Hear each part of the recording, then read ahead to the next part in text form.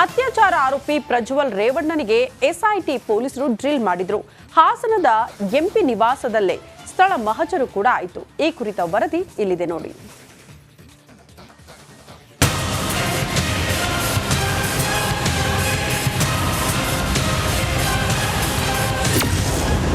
Prajwal ರೇವಣ್ಣಗೆ SIT ಅಧಿಕಾರಿಗಳ drill.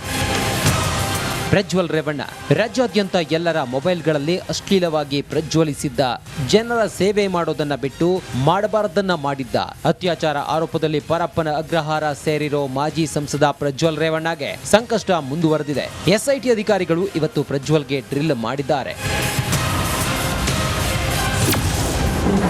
ಸತತ 4 ಗಂಟೆ ಪ್ರಜ್ವಲ್ ನಿವಾಸದಲ್ಲಿ ಮಹಜರ್. ಪೆನ್ಡ್ರೈವ್ ಪ್ರಕರಣದಲ್ಲಿ ತನಿಖೆಗಾಗಿ ಮಾಜಿ ಸಂಸದನನ್ನ ಹಾಸನಕ್ಕೆ ಪೊಲೀಸರು ಕರೆತಂದ್ರು. ನಗರದ ಪ್ರಜ್ವಲ್ ನಿವಾಸದಲ್ಲಿ ಸತತ 4 ಗಂಟೆಗಳ ಕಾಲ ಎಸ್ಐಟಿ ಪೊಲೀಸರು ಮಹಜರು ನಡೆಸಿದ್ರು. ಸಂತ್ರಸ್ತೆ ಪ್ರಜ್ವಲ್ ತನ್ನನ್ನ ಹಾಸನ ಎಂಪಿ ನಿವಾಸದಲ್ಲೇ ಅತ್ಯಾಚಾರ ಮಾಡಿದ್ದಾನೆ ಎಂದು ಆರೋಪ ಮಾಡಿದ್ರು. ಹೀಗಾಗಿ ಇಂದು ಪೊಲೀಸರು ಪ್ರಜ್ವಲ್ ಸ್ಥಳ ಮಹಜರು ನಡೆಸಿದ್ರು. ಮಹಜರು ಪೂರ್ಣಗೊಳಿಸಿ ಪುನಃ ಪ್ರಜ್ವಲ್ನನ್ನ ಪರಪ್ಪನ ಅಗ್ರಹಾರಕ್ಕೆ ಕರೆತರಲಾಯಿತು. ಆದರೆ ಮಹಜರು ಮುಗಿದ ಬಳಿಕ ಮಾಧ್ಯಮಗಳಿಗೆ ಪ್ರತಿಕ್ರಿಯೆ ನೀಡಲು ಅನುಮತಿ ನೀಡುವಂತೆ ಮಾಜಿ ಸಂಸದರು ಎಸ್ಐಟಿ ಮುಂದೆ ಮನವಿ ಮಾಡಿದ್ರು. ಆದರೆ ಇದಕ್ಕೆ ಎಸ್ಐಟಿ ಅಧಿಕಾರಿಗಳು ಆಕ್ಷೇಪ ವ್ಯಕ್ತಪಡಿಸಿದ್ರು. ಆದರೆ ಪ್ರಜ್ವಲ್ ಮಾತ್ರ ನಾನು ತಪ್ಪು ಮಾಡಿಲ್ಲ, ನನ್ನ ಮೇಲಿನ ಆರೋಪ ಸುಳ್ಳು ಅಂತ ಹೇಳಿದ್ರು. ಸದ್ಯ ಪ್ರಜ್ವಲ್ ರೇವಣ್ಣ ನ್ಯಾಯಾಂಗ ಬಂಧನದಲ್ಲಿದ್ದಾರೆ. ಪರಪ್ಪನ ಅಗ್ರಹಾರದಲ್ಲಿ ಕಂಬಿ ಎಣಿಸುತ್ತಿದ್ದಾನೆ. ಒಂದ್ ವೇಳೆ ಆರೋಪ ಸಾಬೀತಾದ್ರೆ ಪ್ರಜ್ವಲ್ಗೆ ಜೈಲೂಟ ಫಿಕ್ಸ್.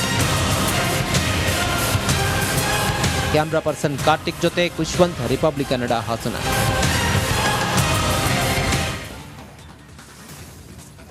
ಲೋಕಸಭೆ ಚುನಾವಣೆ ರಿಸಲ್ಟ್ ಬಂದ ಬಳಿಕ ರಾಜ್ಯ ಕಾಂಗ್ರೆಸ್ನಲ್ಲಿ ಒಳಬೇಗುದಿ ಹೆಚ್ಚಾಗ್ಬಿಟ್ಟಿದೆ. ಡಿಸಿಎಂ ಡಿಕೆ ಶಿವಕುಮಾರ್ ನಡಿ ಈಗ ಶುರು ಮಾಡೋಣ.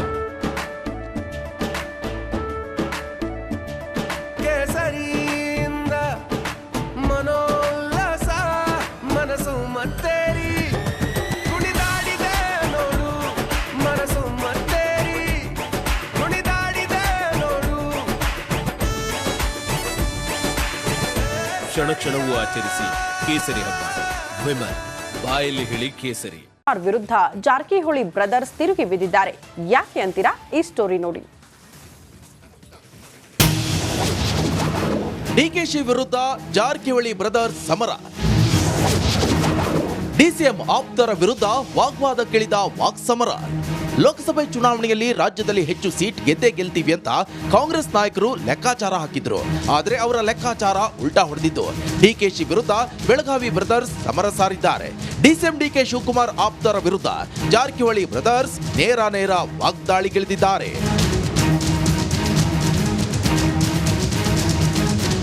ಚಿಕ್ಕೋಡಿ ಲೋಕಸಭಾ ಕ್ಷೇತ್ರದಲ್ಲಿ ಲಕ್ಷ್ಮಣ್ ಸವದಿ ವಿರುದ್ಧ ಸತೀಶ್ ಜಾರಕಿಹೊಳಿ ಗರಂ ಆಗಿದ್ದಾರೆ. ಕ್ಷೇತ್ರದಲ್ಲಿ ಸತೀಶ್ ಜಾರಕಿಹೊಳಿ ಪುತ್ರಿ ಪ್ರಿಯಾಂಕಾ ಜಾರಕಿಹೊಳಿಗೆ ಕಡಿಮೆ ಲೀಡ್ ಬಂದಿದ್ದು, ಇದಕ್ಕೆ ಲಕ್ಷ್ಮಣ್ ಸವದಿಯೇ ಕಾರಣ ಅಂತ ಗುಡುಗಿದ್ದಾರೆ. ഇരുಳು ಕಂಡ ಬಾವಿಗೆ ಹಗಲು ಹೊತ್ತಲ್ಲಿ ಬಿದ್ದಂತಾಗಿದೆ ಅಂತ ಸವದಿ ವಿರುದ್ಧ ಸತೀಶ್ ಜಾರಕಿಹೊಳಿ ಆಕ್ರೋಶ ಹೊರಹಾಕಿದ್ರು. ಲಕ್ಷ್ಮಿ ಹೆಬ್ಬಾಳ್ಕರ್ ವಿರುದ್ಧ ಸಾಹುಕಾರ್ ಕೆಂಡ. ಬೆಳಗಾವಿಯಲ್ಲಿ ಹಿಡಿತ ಸಾಧಿಸಲು ಜಾರಕಿಹೊಳಿ ಹಾಗೂ ಹೆಬ್ಬಾಳ್ಕರ್ ನಡುವೆ ಬಿಗ್ ಫೈಟ್ ಇದ್ದು, ಬೆಳಗಾವಿ ಲೋಕಸಭಾ ಕ್ಷೇತ್ರದಲ್ಲಿ ಕಾಂಗ್ರೆಸ್ ಅಭ್ಯರ್ಥಿಯಾಗಿದ್ದ ಮೃಣಾಲ್ ಹೆಬ್ಬಾಳ್ಕರ್ ಭಾರಿ ಅಂತರದಿಂದ ಪರಾಭವಗೊಂಡಿದ್ದಾರೆ. ಲೋಕ ಎಲೆಕ್ಷನ್ನಲ್ಲಿ ಮೃಣಾಲ್ ಸೋತ ಬಳಿಕ ರಮೇಶ್ ಜಾರಕಿಹೊಳಿ ಮತ್ತೆ ತಮ್ಮ ಮಾತಿನ ಸಮರ ಮುಂದುವರೆಸಿದ್ದಾರೆ.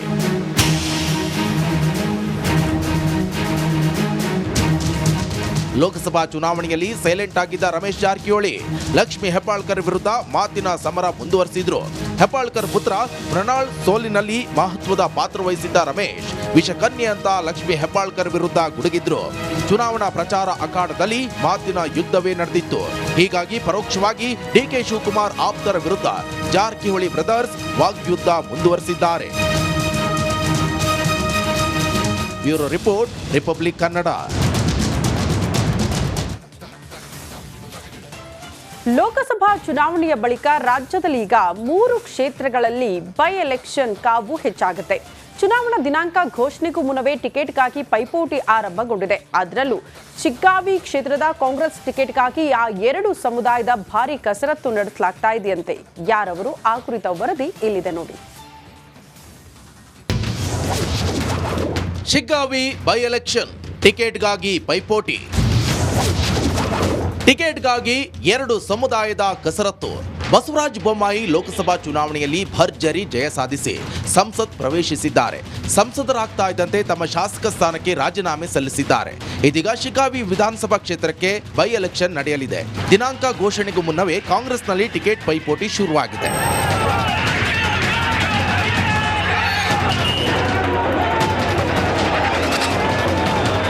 ಮುಸ್ಲಿಂ ಹಾಗೂ ಲಿಂಗಾಯತ ಸಮುದಾಯದ ಮಧ್ಯೆ ಟಿಕೆಟ್ಗಾಗಿ ಜಟಾಪಟಿ ಆರಂಭವಾಗಿದೆ. ನಮ್ಮ ಸಮುದಾಯಕ್ಕೆ ಟಿಕೆಟ್ ನೀಡಬೇಕು ಅಂತ ಮುಸ್ಲಿಂ ಸಮುದಾಯದ ನಾಯಕರು ಪಟ್ಟು ಹಿಡಿದಿದ್ದಾರೆ. ನೀವು ಟಿಕೆಟ್ ಕೊಟ್ಟು ಕಳಿಸಿ ಬೆಂಗಳೂರಿಗೆ ಕೂತ್ರು ಆಗಲ್ಲ. ನೀವು ಮೈನಾರಿಟಿಗೆ ನಮ್ಮ ಹಿಂದೆ ಇದ್ದೀವಿ ಅಂತ ತೋರಿಸಿದ್ರೆ ಖಾದ್ರಿ ಅವರು ಟಿಕೆಟ್ ಕೊಟ್ಟು ನೀವು ಗೆಲ್ಲಿಸ್ಬೇಕು. ಗೆಲ್ಲಿಸಿ ಖಾದ್ರಿ ಅವ್ರಿಗೆ ವಿಧಾನಸಭೆಗೆ ನೀವು ಒಯ್ದಾಗ ಮಾತ್ರ ನೀವು ಮುಸ್ಲಿಂ ಸಮುದಾಯ ಒಟ್ಟಿಗೆ ಕಾಂಗ್ರೆಸ್ ಪಾರ್ಟಿ ಐತೆ ಅಂತ ನಮ್ಗೆ ಗೊತ್ತಾಗುತ್ತೆ. ನೀವು ಖಾದ್ರಿ ಅವ್ರಿಗೆ ಟಿಕೆಟ್ ಕೊಡಲಿಲ್ಲ ಅಂತ ಹೇಳಿದ್ರೆ ಅವತ್ತಿನ ದಿನ ಮತ್ತೆ ನಾವು ಸಭೆ ಕೂಡ್ತೀವಿ. ನಮ್ಮ ರಾಜ್ಯ ಅಧ್ಯಕ್ಷರಾದ ಅವ್ರ ಮನೆಗೆ ಹೋಗ್ತೀವಿ. ಇನ್ನು ಈ ಬಾರಿ ಲಿಂಗಾಯತ ಸಮುದಾಯಕ್ಕೆ ಟಿಕೆಟ್ ಕೊಡಬೇಕಂತ ಲಿಂಗಾಯತ ಸಮುದಾಯವು ಡಿಮ್ಯಾಂಡ್ ಇಟ್ಟಿದೆ. ಕಳೆದ 4 ಬಾರಿ ಮುಸ್ಲಿಂ ಸಮುದಾಯಕ್ಕೆ ಟಿಕೆಟ್ ಕೊಟ್ಟರು ಗೆದ್ದಿಲ್ಲ. ಹೀಗಾಗಿ ನಮಗೆ ಟಿಕೆಟ್ ನೀಡಿ ಅಂತಿದ್ದಾರೆ ಲಿಂಗಾಯತ ಸಮುದಾಯದ ನಾಯಕರು. ಶಿಗ್ಗಾಂವ್ ಕ್ಷೇತ್ರಕ್ಕೆ ಭೇಟಿ ಕೊಡ್ತೇನೆ. ಜಿಲ್ಲಾ ಕಾಂಗ್ರೆಸ್ ಅಧ್ಯಕ್ಷರ ಜೊತೆಯಲ್ಲಿ, ಪರಾಜಿತ ಅಭ್ಯರ್ಥಿಗಳ ಜೊತೆಯಲ್ಲಿ, ಆ ಭಾಗದ ಎಲ್ಲ ಹಿರಿಯ ಮುಖಂಡರ ಜೊತೆಯಲ್ಲಿ, ಕಾರ್ಯಕರ್ತರ ಜೊತೆಯಲ್ಲಿ ಸಮಾಲೋಚನೆ ಮಾಡಿ ಎಲ್ಲರ ಅಭಿಪ್ರಾಯವನ್ನು ತಿಳಿದುಕೊಂಡು ವರಿಷ್ಠರಿಗೆ ಯಾರಿಗೆ ಅಭ್ಯರ್ಥಿ ಮಾಡಬೇಕು ಅನ್ನುವಂಥ ಒಂದು ಪ್ರಸ್ತಾವನೆಯನ್ನು ಸಲ್ಲಿಸ್ತೇವೆ. ಒಟ್ಟಲ್ಲಿ ಶಿಗ್ಗಾವಿ ಅಸೆಂಬ್ಲಿ ಬೈ ಎಲೆಕ್ಷನ್ಗಾಗಿ ಪೈಪೋಟಿ ಶುರುವಾಗಿದ್ದು ಯಾವ ಸಮುದಾಯಕ್ಕೆ ಸಿಗುತ್ತೆ ಅನ್ನೋದನ್ನ ಕಾದು ನೋಡಬೇಕಿದೆ. Bureau report, Republic Kannada, Bengaluru. ಸರ್ಕಾರಿ ಶಾಲೆಗಳಲ್ಲಿ ಓದುವವರ ಸಂಖ್ಯೆ ಕಡಿಮೆ ಆಗ್ತಾ ಇರೋ ಪರಿಸ್ಥಿತಿಯಲ್ಲಿ ಮಕ್ಕಳಿಗೆ ಸರಿಯಾದ ಸೌಲಭ್ಯ ಒದಗಿಸದಿದ್ರೆ ಮುಂದೆ ಸರ್ಕಾರಿ ಶಾಲೆಗಳು ಉಳಿತವ? ಈ ಕುರಿತ ವರದಿ ಇಲ್ಲಿದೆ ನೋಡಿ.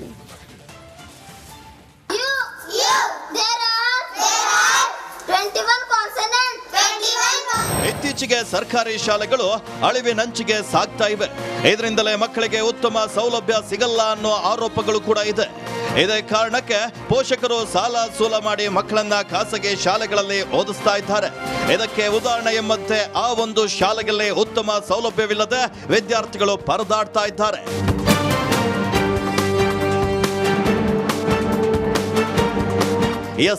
ಮಳೆ ಬಂದ್ರೆ ಸಾಕು, ಮಾಳಿಗೆಯಿಂದ ನೀರು ಸೋರುತ್ತೆ. ಇದು ಬೀದರ್ ಜಿಲ್ಲೆ ಸರ್ಕಾರಿ ಶಾಲೆಯೊಂದರ ದುಸ್ಥಿತಿ. ಶಾಲೆಯಲ್ಲಿ ಉತ್ತಮ ಸೌಲಭ್ಯವಿಲ್ಲದೆ ಮಕ್ಕಳು ಬಯಲಿನಲ್ಲೇ ಕುಳಿತು ಪಾಠ ಕೇಳುವ ಪರಿಸ್ಥಿತಿ ಇದೆ. ಇನ್ನು ಸ್ವಲ್ಪ ಮಳೆಯಾದ್ರೂ ಮಕ್ಕಳಿಗೆ ರಜೆ ಘೋಷಣೆ ಮಾಡ್ತಾರಂತೆ.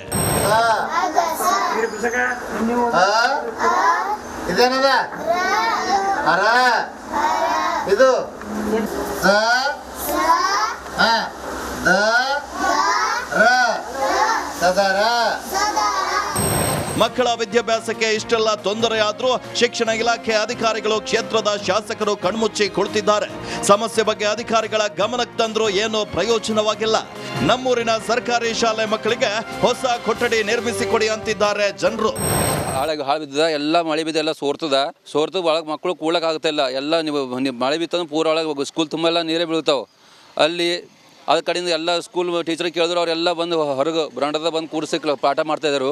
ರಾಜಕಾರಣಿಗಳಿಗೆ ಮತ್ತು ಅಧಿಕಾರಿಗಳಿಗೆ ಎಲ್ಲರಿಗೆ ಹೇಳಿದೆವು. ಮತ್ತು ಬಿ ಒ ಸಮೇತ ನಾವು ಹೋಗಿ ಮಾತಾಡಿದೆವು. ಯಾರು ಬಂದಿರೋ ಕೇರ್ ಮಾಡ್ತಾ ಇಲ್ಲ. ಅದಕ್ಕೆ ಮಕ್ಕಳಿಗೆ ಶಾಲೆಗೆ ಹಚ್ಲಕ್ಕೆ ಎಲ್ಲ ತಂದೆ ತಾಯಿ ಅನ್ಸ್ಲತ್ತಾರೆ ಯಾಕೆ ಬೀಳ್ತದೆ ಬಿಲ್ಡಿಂಗ್ ಅಂತ ಹೇಳಿ. ಎಲ್ಲರಿಗೆ ನಾವು ವಿನಂತಿ ಮಾಡ್ತಾ ಇದ್ದೀವಿ, ಆದಷ್ಟು ಬೇಗ ಬಂದು ನಮ್ಮ ಜೀರ್ಘ ಶಾಲೆಗೆ ಕಟ್ಸ್ಕೊಡ್ಬೇಕಂತ ಹೇಳಿ ಕೇಳ್ತಾ ಇದ್ದೀವಿ. ಒಟ್ನಲ್ಲಿ ಸರ್ಕಾರಿ ಶಾಲೆಗಳು ಅಳಿವಿನಂಚಿಗೆ ಸಾಗ್ತಿರೋ ಪರಿಸ್ಥಿತಿಯಲ್ಲಿ ಇರೋ ಉತ್ತಮ ಸೌಲಭ್ಯ ನೀಡಿ ಅಧಿಕಾರಿಗಳು ಈ ಶಾಲೆಗಳನ್ನ ಕಾಪಾಡಿಕೊಳ್ತಾರಾ ಅಂತ ಕಾದ್ ನೋಡ್ಬೇಕಿದೆ.